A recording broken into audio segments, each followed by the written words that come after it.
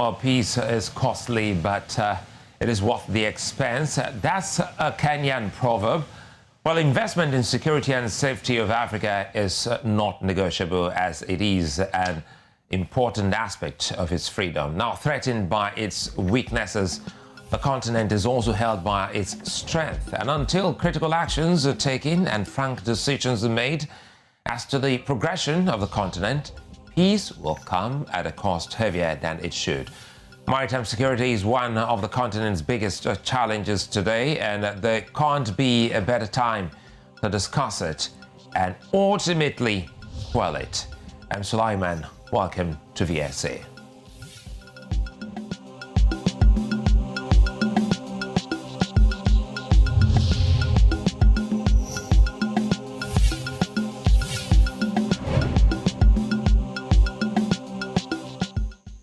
African countries and private companies have suffered huge losses since maritime security became a worrisome thing in the Gulf of Guinea. The region is home to billions of dollars of resources, investments, and goods in freight.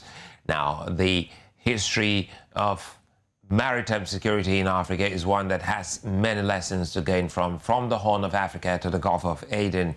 Waterways on the continent have always faced challenges, and the local communities, who often feel neglected, also pose a threat. Now, over the past 50 years, an estimated 15 million tons of oil have been spilled into the Niger Delta ecosystem, ending the livelihoods of local farmers and fishermen, many of whose children have become militants in protest.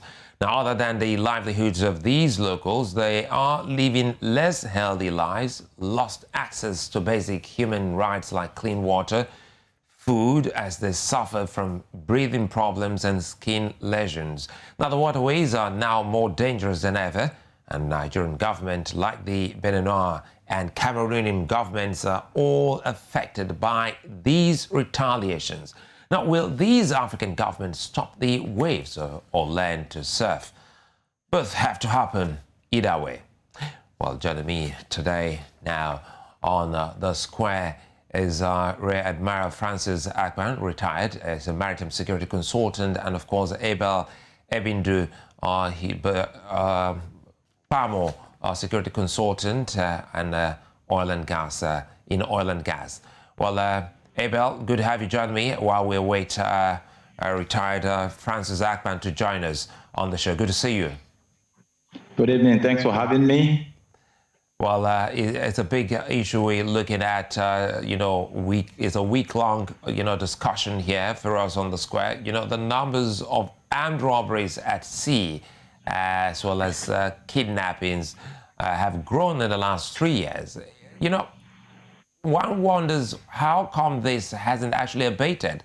Is it that the government hasn't actually done anything, knowing full well that there was some kind of agreement between the militants, the people of the community, and the government of Nigeria? Well, talking about bringing people together as regards security, when we talk about the Gulf of Guinea, it's a stretch of about 6 kilometers, covering about 9 countries, and a country, a region cannot do it on their own. So if you ask me, I think the major challenge concerning the security of that area is regional cooperation, because integrities are at stake and so many other things everybody's looking at this and looking at that, and nobody wants to step into another region. And so if you ask me, I would say that the improvement of cooperation among regions of the basin will just do the magic. It will reduce insecurity to the barest minimum. So now, this fear, from countries, operating, that should be operating, keeping watch over the Gulf, is this as a result of, looking at their countries' security, or is it a matter of trust? Well, as it is, every region has to cater for its region. For example, Nigeria cannot cater for Cameroon's region. So it is only okay for the regions to come together and agree so that we can share ideas and also share facilities as to keep the coast, the Gulf of Guinea safe. You know, all over the world, collaboration has been very, very effective in keeping peace. We recall on the continent we had ECOMOG. That was a collaborative effort by ECOWAS community of West African states. We saw what happened there. So shouldn't these countries also be looking to get in place an outfit that will ultimately keep watch irrespective of each country's sovereignty? Okay, as it stands, there's already a body that handles these things. We have the ECOWAS, Economic Community of West African States, and we have the Economic Community of Central African States. And they came together in 2013 and brought together what we call the Yaoundé architecture, which is supposed to bring the member countries together and bring about the strong security system to keep the waterways safe. And the EU, the European Union, has also been of great help. They've come in 2014 to assist these things go better, that is sharing of information and bringing these security issues to a check. You know, one of the key things after that Yaoundé architecture, more like a declaration, some experts have alluded to the fact that it hasn't actually yielded the desired result, for coming together. Just recently, Professor Munene also shared with us some of his misgivings. African countries know what to do. These leaders, they all know the benefit that they get from, the Gulf of Guinea. But, Abel, this hasn't actually, materialized into what the world would ultimately see, to the extent that even in faraway Europe and America, they have some of their team there keeping watch over their own interests.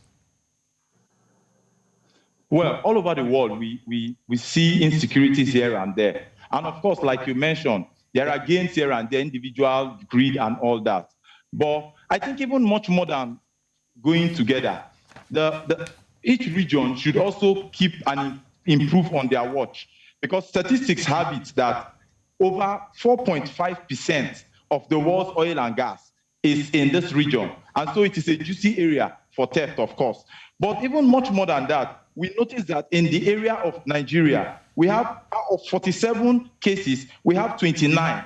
So even without going into the regional arrangement, we as Nigerians, we can also improve on our checks and balances and shift it out. Even though we have one or two grids, like I mentioned earlier, I think we are improving on it though.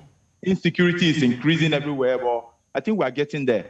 When you say we're getting there, as a maritime security expert, what can you pinpoint as the genesis of the insecurity in the Gulf of Guinea?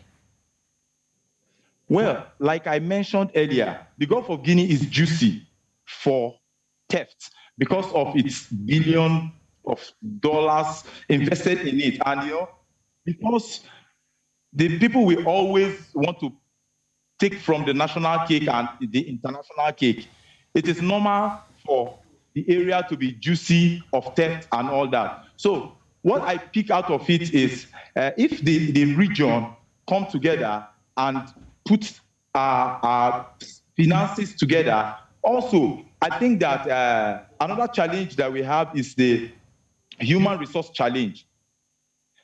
If we can improve on our Navy, maybe increase on the number and push out, I think that we'll get there. And also, we put in more finance, because I noticed that financing is also an issue where you see our personnel withdrawing as a result of poor care and all that.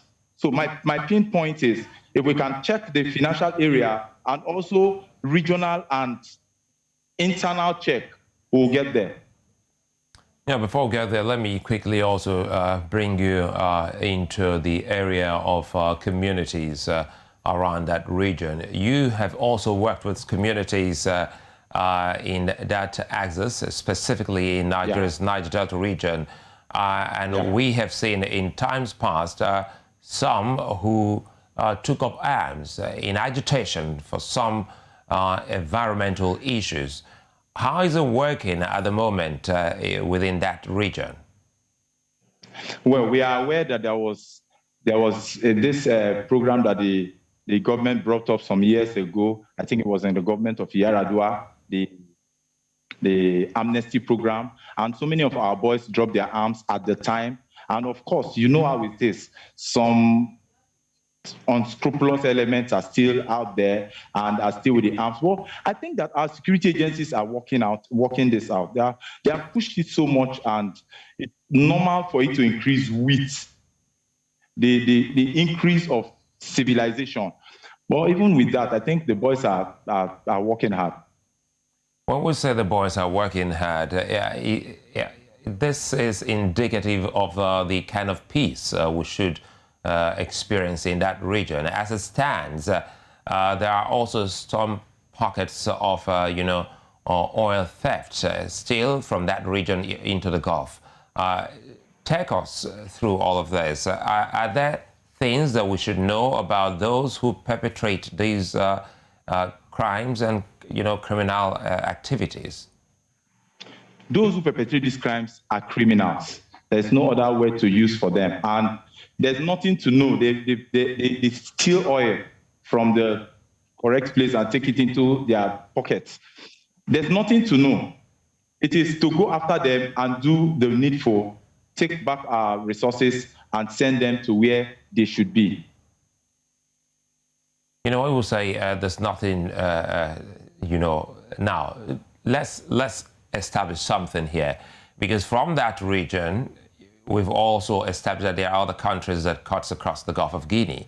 And if insecurity spans from the Niger Delta onto that Gulf and some other places, do you have an idea of who or where these criminals, come from as an expert? Well, it will be difficult to say where these criminals come from. Like I said, the Gulf of Guinea starts from Senegal through to Angola. And so we have this inter-movement into regions here and there.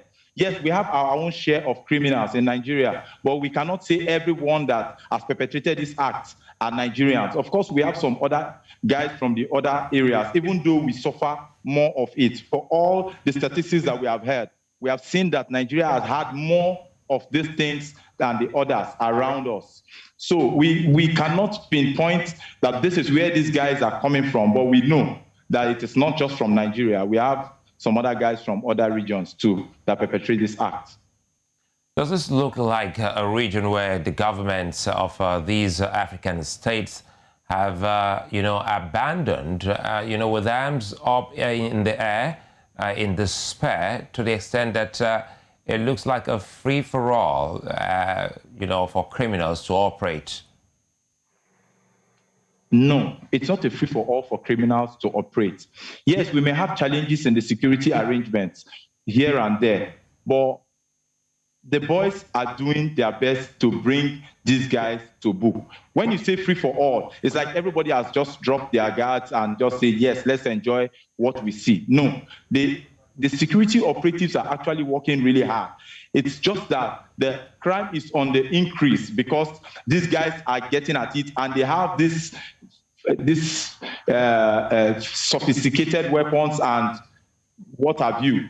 So it is not a free-for-all stuff. It is true that they are on the increase, but the government is working seriously to bring these things to check.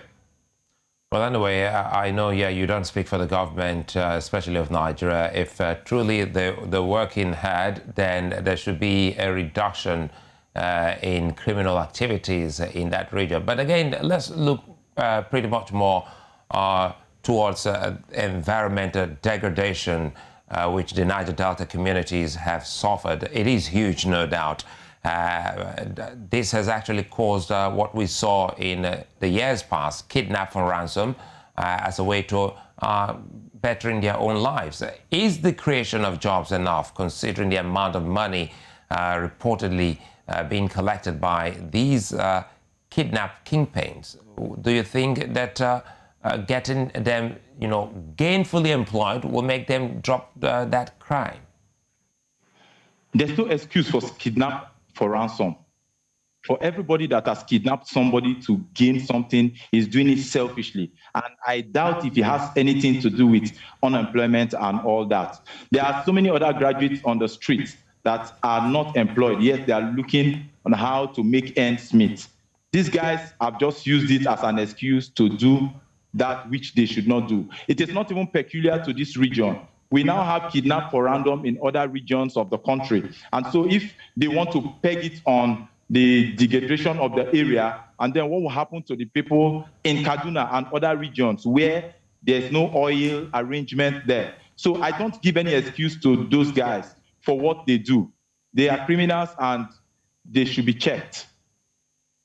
But again, once someone, let me quickly go to retired Rear Admiral Francis Akpan. Good to see you again, Francis Akpan. Thank you for joining us on Village Square. Well, it doesn't look like he can hear me. We'll do that connection again to Rear Admiral Francis Akpan. At this moment, we'll take a break. When we come back, we'll keep the conversation going here, and it's all about looking at activities in the Gulf of Guinea here on Village Square Africa. We'll be right back.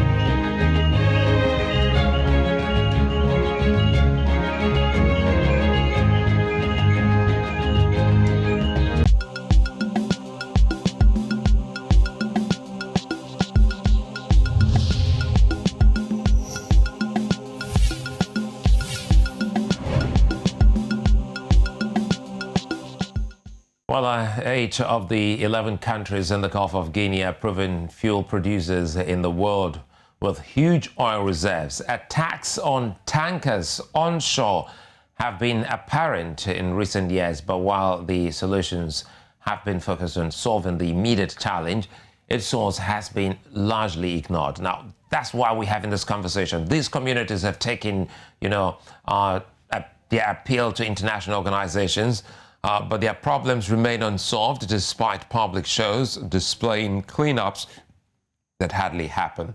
So in the absence of attention, these attackers have become armed robbers and pirates, with many of them adopting Robin Hood style of stealing from the state and giving back to locals in communities just to buy, some kind of secrecy and cover from these people in such communities. We're still having a conversation on, and glad to know that Rear Admiral Francis Akpan retired. He's joined us. He's a maritime security consultant. And of course, Abel Ebindu Paamo is still with us.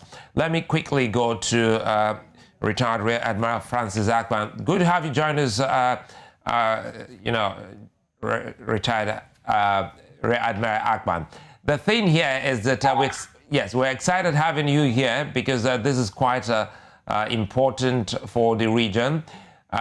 Take us through some of those things you've been able to, uncover looking at the security challenge around the Gulf of Guinea. The Gulf of Guinea The first issue goes back quite a long while. You recall that because of these modifications, we have the United Nations Security Council resolutions 2018, 2018 and 2039 of October 2011 and February 2012. Those resolutions mandated the Gulf of Guinea, ECOWAS, and ECA states to formulate a comprehensive policy and strategy to curb the market in the Gulf of Guinea. Conference in March 2013 paved way for the Yaoundé Accord of June 2013, and the burden of actualizing that Yaoundé Accord was vested on the various navies in the Gulf of Guinea. Ever since then, navies, chief of naval staff of the various countries have been having conferences on ways and means of putting together a strategy to curb the excesses of the Gulf of Guinea.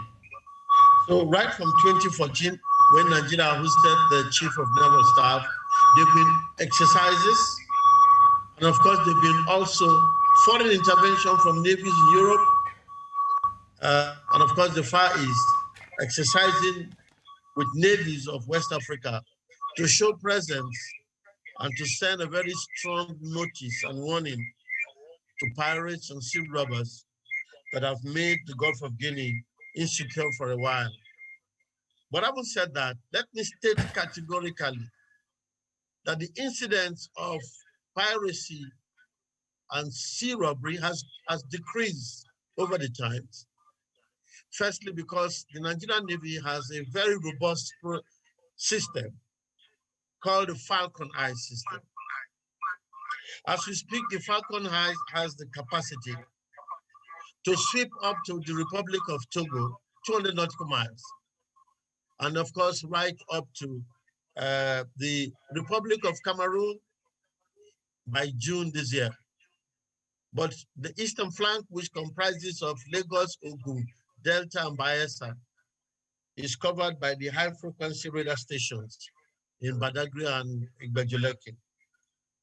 The high-frequency stations in Boni and Bayelsa State and Delta are being installed as we speak, and by June, it will be completed. So there will be total radar coverage from Cameroon to the Togo, Republic of Togo.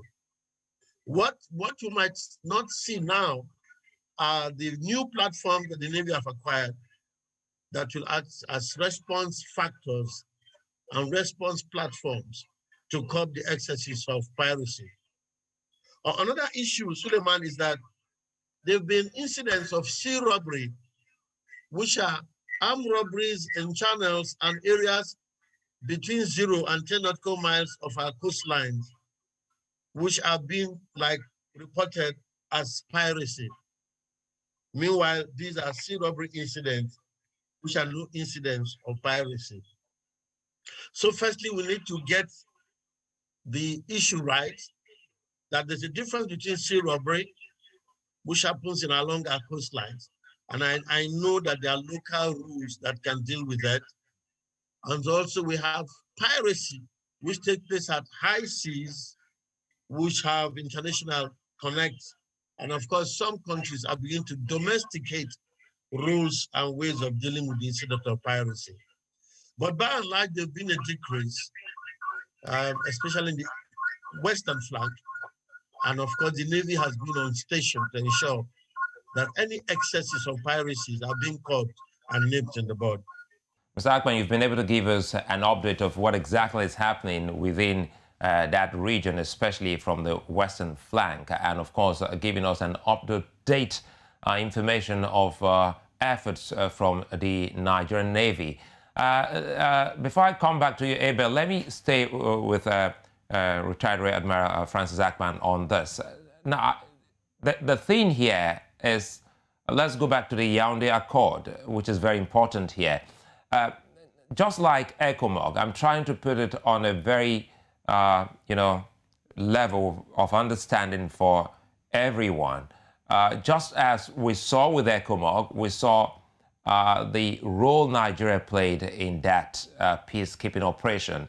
Now, from the Yaoundé Accord, from what we see amongst the different navies of these African countries across the Gulf of Guinea, how would you rate the cooperation between Nigeria and other countries since after that accord? Is it something that your country, Nigeria, is, bearing alone, or are there cooperations from other countries?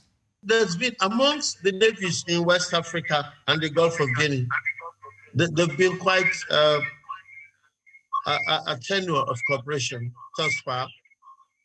Nigeria will continue to remain the hegemony of navies in this area, and will continue to assist in establishing stations that will facilitate sharing of information and intelligence. And this has been ongoing for the past 5 years or so. And Cotonou, for example, based on the Yaoundé Accord and the African Union, aim is the African Union Maritime Strategy 2050. Cotonou serves as the capital or headquarters of the efforts in this sub-region. Nigeria has had to, officers are there from Nigerian Navy and the other navies. Their information are shared timelessly and, of course, genuinely for navies of the area to share. But be that as it may, Nigerian Navy has had to go beyond her waters in pursuit of malfeasances that have been captured by the falconized system. That is why if we find some reports of piracy, she has had to go beyond the Nigerian economic exclusive zone, especially to assist other regional navies in combating not just the malfeasance of piracy, but also sea robbery and other issues, transfer of cargoes, illegal transfer of cargoes, ship-to-ship illegal transfer, ship-to-ship illegal transfer of petroleum products, and those who are here to contravene custom acts, etc. Of not only Nigeria, but countries within ECOWAS, and of course the Gulf of Guinea. Abel, let me bring you in here. Listening to Mr. Akpan, one thing comes to mind in all of this. There must be some kind of cooperation also from the people, from the locals. Now, when we talk about sea robberies, now because he's giving, a better definition of sea robbery and piracy. So within that axis, definitely we're talking about the locals that will have an idea of how or who these sea robbers are. In your working relationship with these people, have you been able to get, as a matter of fact, who some of these sea robbers are, if they're within the locals or coming from other African countries? I asked that before, but now that we now know the difference, we still have to go back to that question. There cannot be an arrangement of theft without the people within being involved. So when we say there's nobody that comes from within, it is not completely true. Of course, people within bring people from outside. Now, these people are not completely unknown. They are known by the locals, their brothers, their relatives around. And that is where information sharing comes into play. So if we cooperate with the member bodies and the major players and the people, then we will be able to get this information and give to people that we work with. So saying that the people in the locals are not part of it will not be completely correct. The locals are part of it, but we also have some intruders from outside that perpetrate these funny acts. Abel, time was when we saw the government of Nigeria try to bring in some ex-militants. Is it safe for the government to still engage some of these ex-militants who have been there before to help in addressing these challenges? Well, bringing in the ex-militants will not be a complete no for me, because some of these men may have turned new leaves. And moreover, we need them to work on the security arrangement, but not completely putting them in charge of things. But of course, incorporating them into the system to get things done. Let me go back to Rear Admiral Akpan. Quickly here, help us make this more, clear, more lucid. Now, the Obagame, what we'll talk about that operation or that movement by the Nigerian Navy. Does this have anything to do with security across the Gulf of Guinea as well? Which one? Sorry, I didn't get that question. Please. I'm asking about the Obagame, by the Nigerian Navy. Yes. Does that also help in securing the activities across the Gulf of Guinea? Yes, it does. The Obagame Express is an international maritime exercise which showcases navies of the region. And they are out there for a week or so to ensure that they show presence in the Gulf of Guinea and beyond, and also send a very sound and good statement to the would-be pirates, etc., and to build confidence among mariners that the Gulf of Guinea is a safe haven to do business. Look, Suleiman, during the lockdown, maritime trade soared globally from 90% to about 95%, because you remember that airlines were completely grounded. And so the activities at sea increased. And of course, because of the humongous nature of the sea and the fact that it's a common heritage, the Gulf of Guinea was not left out. So an inclusive participation. But then again, you find that even during the COVID, the systems were working. And so ships had confidence to come in, discharge, and of course, take cargoes and leave our shores and the shores of countries in the Gulf of Guinea. So basically, Obagame Express, there are other exercises being carried out by the Navy. I can't but mention them now, but some of them are within the Navy alone. For example, last month, there was one carried out by the Navy, Nigerian Navy alone. Obagame Express and the other ones have been, of course, sponsored and facilitated by not only the American US Navy, but navies of Europe and the EU itself. So these exercises are to encourage the navies in the Gulf of Guinea to come out and exercise, so that whenever they are exchange information, it puts them at short notice. It puts them on notice to stand by in case there are malfeasances, and to improve especially on their response time. And of course, the Nigerian Navy has gone ahead to establish what they call choke points along all estuaries in the country. Well, not all, because you have up to 100 estuaries, but the major estuaries in the country, and has established forward operational bases.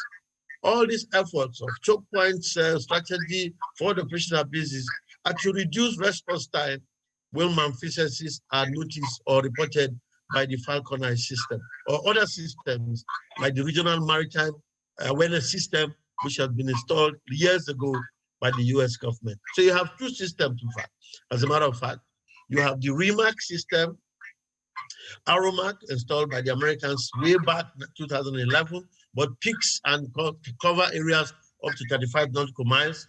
You now have Falcon Eye that was initiated in 2017 by the Office of the National Security Advisor, that now has reached up to 200 nautical miles.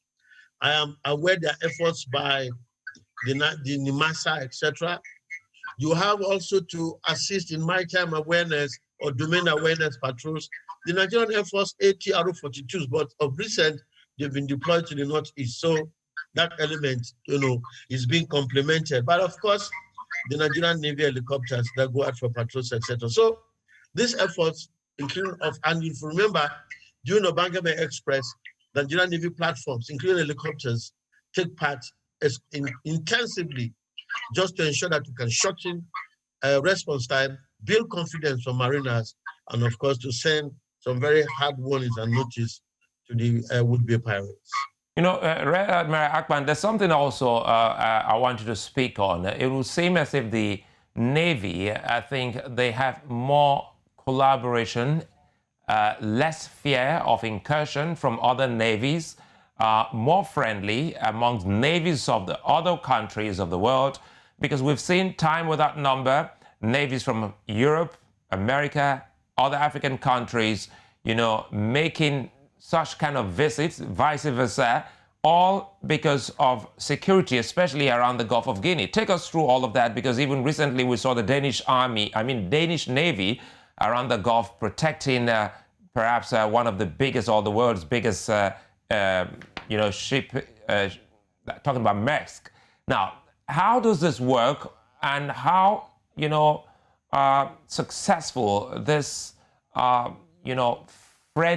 friendship has been around the Gulf of Guinea?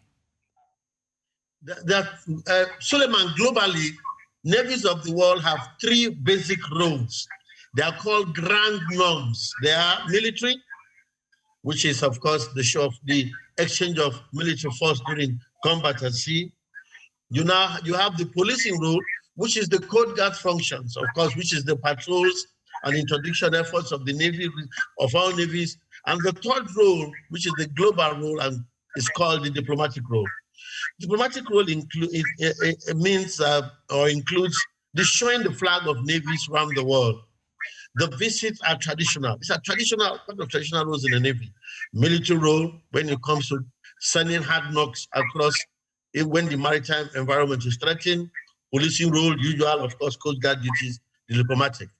Diplomatic role, we have had in the last few years, Nigerian Navy ships going as far as to Australia, to Britain, even as far as to India, to celebrate centenary celebrations of those navies abroad.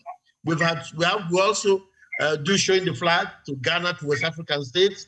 When I was in service, we went to Gabon, Central African Republic, and of course, Democratic Republic of the Congo. I went with 3 ships, including, of course, I was flying then, including helicopters on board the Aradu. So these are visits, not only because they're diplomatic, they're the short first visit on the show of sea power. And when you visit other states, the fair thing to do normally is to exercise the navies of that country. So when the Danish come, there's an exchange, or the South African Navy or the Brazilian Navy, there's an exchange of training at sea, there's an exchange of exercise at sea. All this go to improve the state of readiness and improve your state of response. So yes, diplomatic visit by navies is a traditional thing, diplomatic role of navies worldwide, and it will continue, and it will only go to improve relationship between states, and of course, relationship between navies of the world. Okay, Abel, let me bring you in again. We're looking at some of the solutions now. Let's coast home. So the most practicable solution to, stemming the security challenge around the, Gulf of Guinea and even the Niger Delta region. I still do lectures. The most practicable solution, from my angle, I think it's still the cooperation among regions of the basin. Because if the regions are in one accord, practicing the 2013 Yaoundé matter, it will help in the coming together of ideas and sharing of information. So even if you bring it back to our shores, you will still, like you earlier mentioned, some of these people cross carpet come in from the other end into our shores, and some of us go in there. And when you cross into territories, jurisdictions, it now becomes a thing of jurisdictional integrity. And so when there is cooperation, we can handle each other's messes and put them in one. So if you ask me, I would say that the cooperation of the regions will be the best way to tackle the insecurities in the Gulf of Guinea. What about those who have actually made life unbearable, who live amongst the people, because in truth, we can take away activities of some of the locals or pseudo-agitators who have taken up, arms against the states. Well, the continuous policing of the security agencies will continue. Like I said before, the boys are actually doing a lot, but the crime is increasing because of some factors. So those ones that have decided to make life unbearable for the locals, the people around, would be checked by the local security agencies, the policing, that is also going to partner with the ones offshore to check the Gulf of Guinea, and then we'll get there. Rear Admiral Akpan, I'll come back to you, and you made mention of one of the ships, the NNS Aradu. How far is, because I remember time was when NNS Aradu was very big and huge. It was always in the news. Very quickly, what's the state of that ship? I think Aradu is going through a refit program, a refit process, and she's still the flagship. She's not been decommissioned, and we're all hoping that when the right things are done and plans are made, Aradu should be able to come back to sea. She's still the pride of the Navy, still the flagship, despite the fact that we've had to introduce about 4 capital ships, the Thunder class, and of course the Centenary class offshore patrol vessels. Aradu is still the nation's flagship, and I hope that due attention will be made for her to ensure that she can put back to sea. But Suleiman having said that,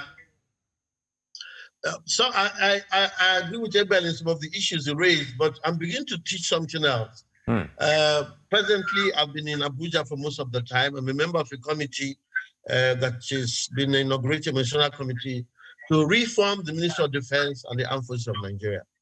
Look, our take must look at the other aspects of why do we have malfeasances.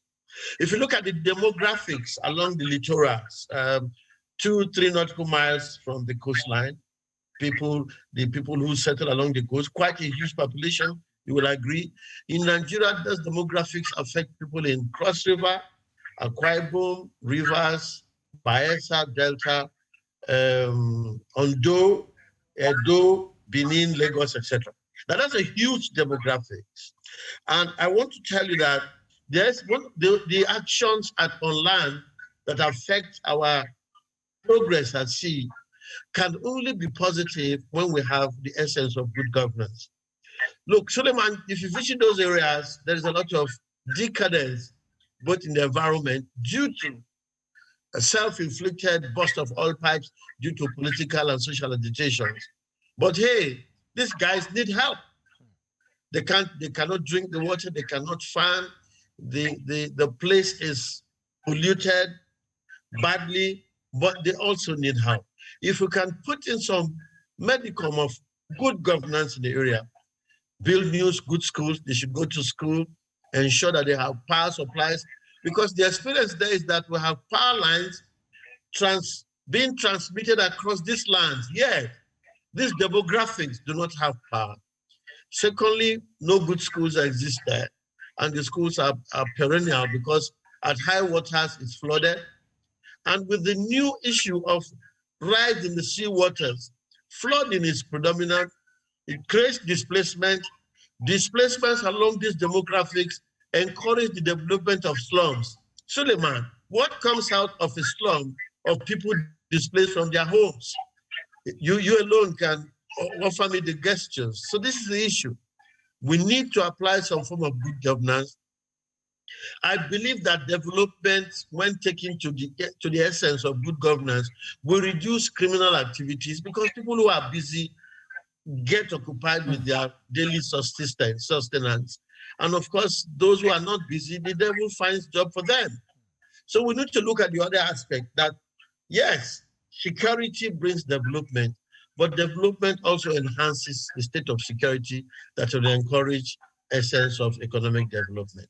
Absolutely. This is very key here, and this is germane, and neither can the wave that has passed by be recalled, nor the hour which is past to return again. That's an Ovid famous saying. Quickly, Admiral Akpan, now listening to what you've just highlighted, talking about development, talking about good governance, this is on the one hand a training bespoke for the military, the armed forces. Are you thinking of also including some select members, especially on that subject of development, some select members of these communities?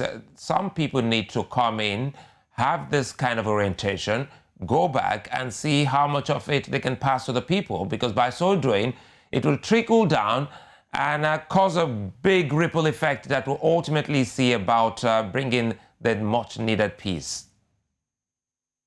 For me, I think we must engage the demographics along our littorals. We need to engage them.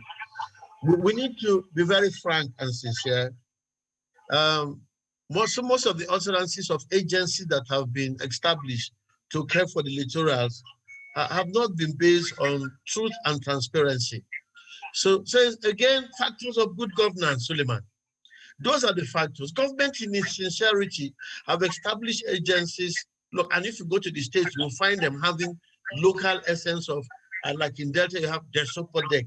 If you go to Akpan, it has its own, nomenclature.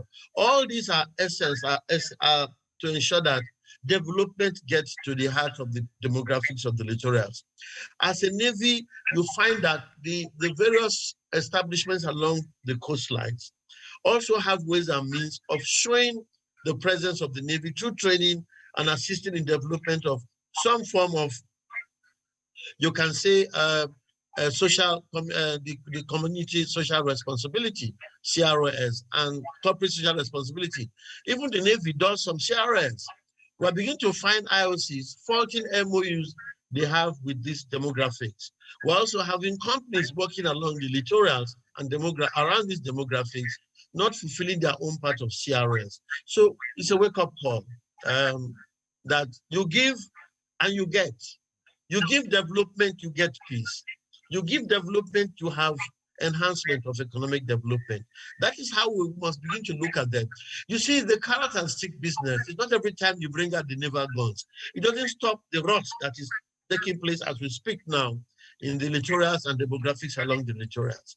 So there must be an essence and true intervention, true engagement by government to show that they care for the people on the demographics and they care about their welfare and sustenance. You know, with high water rising and this flood experience now, people are being displaced in their millions along the demographics, but nobody hears about them. And so we need to start to care, because the slums that develop from the displaced people can only breed pirates and sea robbers. It cannot breed anything better. Well, it's a fine place for us to leave it, absolutely. And again, many thanks, Abel and Rear Admiral Akpan, for your time, especially, for that glitch in the connection. Thank you. Against all odds, you were able to pull through, Rear Admiral Akpan. The ruins and devastation suffered are gone, but the future has to be protected. That's the big meat of our discussion today. Again, not just the economy and environment, but the sovereignty of the region. Thanks again for being such a nice company to you both. And again, maybe very soon, we'll have you again, Rear Admiral Akpan, so that we can look pretty much more about the naval culture. Now you're talking about education. We need to find out why is it that the naval schools, the naval tradition seem to be so clean and clear and loving to almost everyone, irrespective of country. I'm Sulai, and I'll see you again. Bye-bye.